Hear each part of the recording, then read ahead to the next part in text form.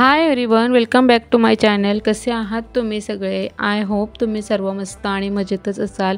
तर इकडे बघा, जशी उन्हाळ्याची सुट्टी लागली ना, तसं मग आता काव्याला पण सुट्टी लागेल. तर मग ती बाहेर अशी म्हणजे घरी एक ठिकाणी राहून पण कंटाळा येत असतो. तर आता ती मामाकडे कधी कुठे कुठे जाईल, तर त्यासाठी म्हणजे वापरण्यासाठी तिला कपडे हवे होते. तर मी या 2-3 टी शर्ट मागवले. त्याच्यातलीच ही एक टी शर्ट आलेली, लगेचच तिने वेअर केलेली ती.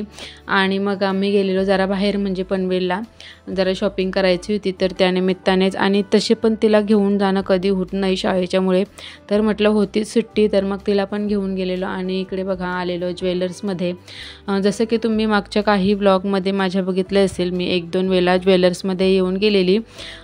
कारण जेव्हा माझे म्हणजे माहेरचे आलेले ना, तेव्हा त्यांच्यासोबत आलेले. आणि मला तिथे एक कानातल्यांचा जोड म्हणजे दिसलेला, खूपच अशी डिझाईन मला आवडली. तर मग मी त्यांना सांगून ठेवलेली की ही म्हणजे ठेवून द्या एका बाजूला, म्हणजे एक प्रकारे बुकच करून ठेवलेली, थोडे पैसे देऊन मी. म्हटलं म्हणजे नंतर मग कोणी घ्यायला नको ती डिझाईन, आणि मग तशीच परत मला मिळायला हवी. तर मग ते बुक करून ठेवलेले आणि मग आता येऊन घेऊन गेलेले मी. तुम्हाला याची डिझाईन मी यापुढे दाखवीनच घरी गेल्यावर. तर चला व्हिडिओ कंटिन्यू करा. आणि हा माझा मंगळसूत्र पण जरा जॉईंट म्हणजे तुटलेला, तर तो पण जॉईंट द्यायचा होता. आणि पैंजण पण मी आणलेले चेंज करण्यासाठी. त्याच्या बदली म्हणजे 2 काव्याचे आणि माझे पैंजण होते. तर म्हटलं हे दोन्ही चेंज करून एकच काव्यापुरतंच बनवून घेईन त्याच्यात पैसे भरून. तर म्हटलं एक मागून विचार केला की नको, म्हणजे एकदा अजून वापरू यांना. जसं म्हणजे पॉलिश वगैरे करून घेतलं, जॉईन वगैरे दिलं. आणि त्यानंतर मग इकडे बघा जियांसाठी कपडे घ्यायचे होते मला, असे डेली यूजसाठी गरमीमध्ये. तर ते पण कपडे घेतले मी. काय त्याला 1-2 टी शर्ट घेतलेल्या, त्या पण मी तुम्हाला यापुढे दाखवीनच व्हिडिओमध्ये. आणि त्यानंतर मग काव्याची स्टेशनरी कुठे गेली तरी मुलांचं चालूच असतं. आणि इकडे बघा मस्त अशी पाणीपुरी एन्जॉय केली. तसंही आम्ही दोघे जरी कुठे गेलो की मग आम्ही पार्सलच घेऊन जात असतो, जेणेकरून मग मुलांना पण घरी गेल्यावर मिळतो खायला वगैरे सर्व. तर आता काव्य होती म्हणून मग आम्ही तिथेच खाऊन आलेलो पाणीपुरी. आणि इकडे बघा, जे आपण घरात चांगलं असं धनधान्य असं काय असेल की देवासमोर ठेवतोच, त्याचप्रमाणे मग देवासमोर कानातले ठेवले. आणि मुलांना पण आवडतात म्हणून मोतीचूरच आणलेले नैवेद्य म्हणून. तर मस्त असं दर्शन घेतलं देवासमोर, जे कानातले आणलेले ते ठेवून. एव्हरीवन, शुभ संध्याकाळ. मी प्रिया स्वागत करते तुमचे पुन्हा एकदा आपल्या या ब्लॉगमध्ये.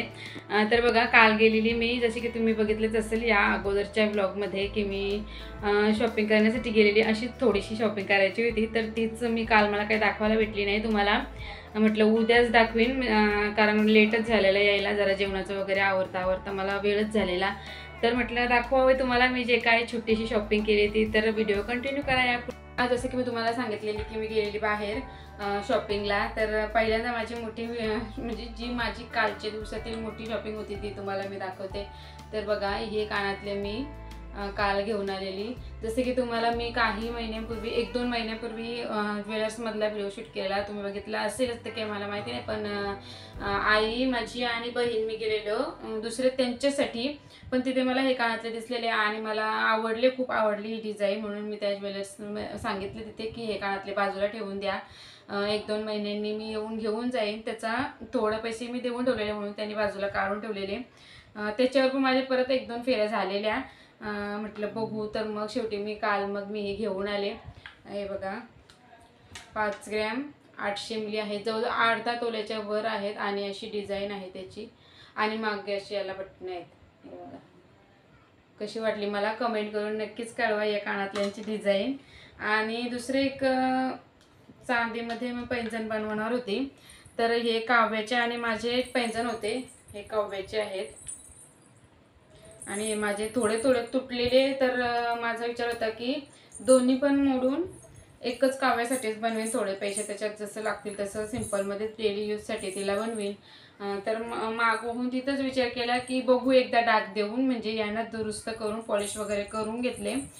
जितके चालतील तेवढे परत एकदा यूज करून घेईन, कारण इतके वापरलं पण नव्हतं ते तुटले. तर म्हटलं पुन्हा एकदा त्यांना जॉईन करून पॉलिश करून घेतले. ही डिझाईन काव्याची, ही डिझाईन खूप आवडते आणि वाजतात पण मस्त त्यातल्या त्यात. तर म्हटलं मग हेच दुरुस्त करून घेतलेले मी. आणि असेच बारीक सारीक 2-3 काम होते. आणि हा एक मंगळसूत्राचा एक माझा जॉईंट तुटलेला, तो पण जॉईंट करून आणला, जसं की तुम्ही बघितलं असेल हे केलेलं त्याच्यात. आणि आता माझ्या आत्याच्या मुलीला मुलगा झाला आहे, तर त्याच्यासाठी पण या मी बांगड्या आणलेल्या बघा, सिंपलच आहेत पण हे पण बांगड्या घेऊन आले. मग म्हणजे परत जायला नको तर आलेली तर घेऊन म्हणजे गेलेलो तर घेऊन आले मी या बांगड्या पण. आणि काव्याचा स्टेशनरीचा काव्याने लगेच तिच्या बॅगेमध्ये ठेवून दिला जे काय तिचा तिने आणलेला तो.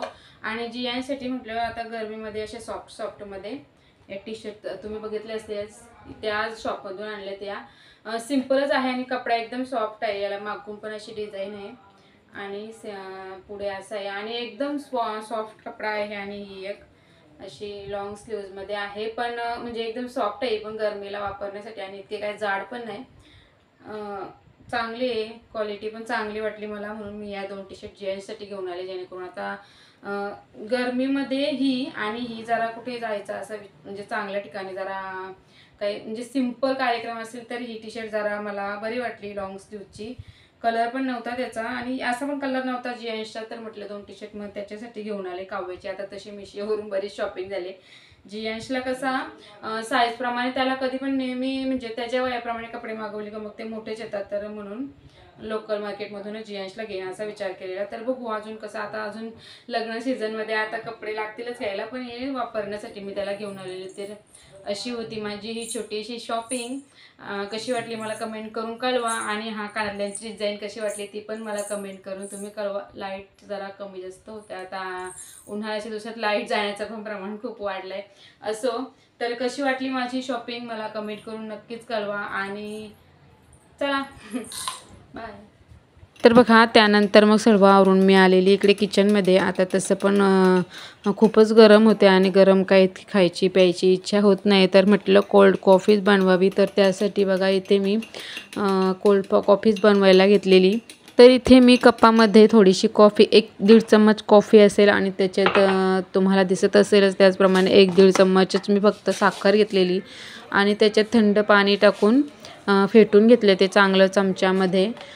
जसं आपण फेटू ना तसं म्हणजे चांगलं अशी फेसाळ कॉफीचा हे तयार होतो ज्याने कॉफी म्हणजे खूप छान लागते आणि टेस्ट पण खूप छान आहेत. बघाच तुम्ही एकदा करून. आणि मला जास्त स्ट्रॉंग अशी कॉफी लागते म्हणून मी थोडी जास्तच कॉफी टाकलेली जेणेकरून मग आणि कमी गोड आणि स्ट्रॉंग कॉफी छान लागते म्हणजे कोल्ड कॉफी.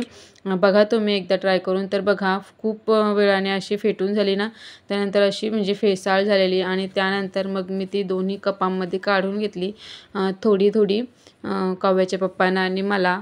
आणि त्यांना जास्त थंड नको होती तर त्याच्यामुळे मग मी माझ्याच कॉफीमध्ये जास्त बर्फ टाकलेला. आणि इतका काही बर्फ पण नव्हता, लाईट नव्हती त्याच्यामुळे बर्फ जमला नव्हता. 1च चम्मच बर्फ घेतलेला मी आणि त्याच्यात परत फ्रीजमधलंच थंड दूध घेऊन दोन्ही कपांमध्ये घेतलेला अर्धा कप. मी मस्त अशी कोल्ड कॉफी एन्जॉय केलेली.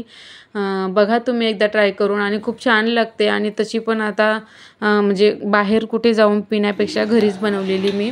आणि मस्तच लागत होती टेस्ट. अजून बर्फ असा तर अजून छान लागली असती पण लाईटीच्यामुळे फ्रीजमध्ये बर्फच झाला नव्हता.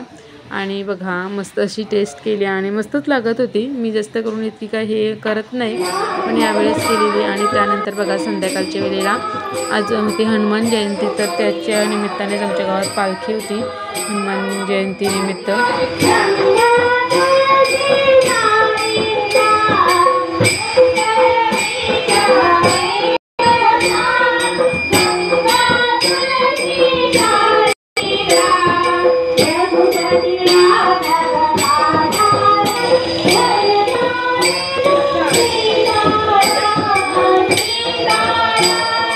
तर बघा त्यासोबत पालखीचं आम्ही दर्शन घेतलं. म्हणजे पूर्ण गावामध्ये फिरत असते प्रत्येकाच्या दारादाराशी. तर आमच्या दारासोबत आलेलं तर मग मस्त ओवाळून घेतली नारळ वगैरे पालखी ठेवलं आरती केली आणि मग ओवाळून घेतली. आणि त्यानंतर पालखीसोबतच गेलेलं मंदिरात. बघा आमच्या मंदिरामध्ये गणपतीची एक मूर्ती आहे आणि हनुमानजींची. तर बघा मस्त असं दर्शन घेतलं, पूजा पण होती. आणि त्यानंतर बघा आमच्या गावातील जेवणाची पंगत होती. म्हणजे भरपूर माणसं जमतात आणि तुम्हाला तर माहितीच आहे पंक्तीत जेवणाचं किती छान म्हणजे किती मस्त असं वाटतं. म्हणजे तसं पण टेबल वगैरे मांडतात पण जागा पटकन जेवण होतं. अशी खाली बसले की पटकन जेवण होतं, इतका काही वेळ लागत नाही. आणि मग मीच गेलेली, मी आणि काव्याचे पप्पा आणि जियांशी गेलेलो आणि आई वगैरे होत्या घरात. त्यांच्यासाठी मी तिकडून येऊन भाजी बनवलेली. बघा चणा डाळच भिजत टाकलेली मी दुपारी त्यांच्यासाठी भाजी बनवण्यासाठी। तर इथे मग तेल गरम करून मी जिरे मोहरी जे काय होतं तेजपत्ता वगैरे टाकून कांदा टाकून घेतला आणि त्याच्यानंतर अद्रक लसूण आणि टोमॅटोसुद्धा त्याच्यात मस्त तेलामध्ये फ्राय करून घेतला। चण्याची डाळीची अशी भाजी केली ना म्हणजे रस्सामध्ये करण्यापेक्षा अशी फक्त चणा डाळ दुधी आणि बटाटा दुधी एकदम छोटा कट करून टाकला नाही की म्हणजे मस्त अशी चव येते या भाजीला। कारण दुधी छोटा कट केला ना की मग दुधीचं असं पाणी होतं भाजी शिजताना आणि मग त्याची ग्रेव्ही होते आणि मग मस्त टेस्ट येते त्या भाजीला। तर अशा पद्धतीने तुम्ही करून बघा। टोमॅटो कांदा वगैरे मस्त असं फ्राय झाल्यानंतर मग मी त्याच्यात चवीप्रमाणे आपले जे मसाले घरगुती हळद मसाला गरम मसाला सर्व टाकून फ्राय करून घेतलं आणि त्याच्यात जे सुकं खोबऱ्याचं वाटण करून ठेवलेलं मी ते 2 चम्मच घेऊन ते पण टाकलं आणि मस्त अशी म्हणजे एकदम पण पातळ नाही एकदम पण जाड नाही अशी व्यवस्थित अशी म्हणजे ग्रेव्ही टाईपच ही भाजी बनवायची। खूप छान टेस्ट येते या भाजीला आणि मी नेहमीच बनवत असते तसं। पण दुधी पण शरीरासाठी चांगलं असतं आपल्या थंड जरी चण्याची डाळ म्हणजे अशी हे असली तरी पण। तर इथे भिजत घातलेली चण्याची डाळ पण मग परतून घेतली आणि त्याच्यानंतर जे आपण कट केलेलं दुधी आणि अर्धा बटाटा घेतलेला मी याच्यात तो पण टाकून परतवून घेतलं ते पण।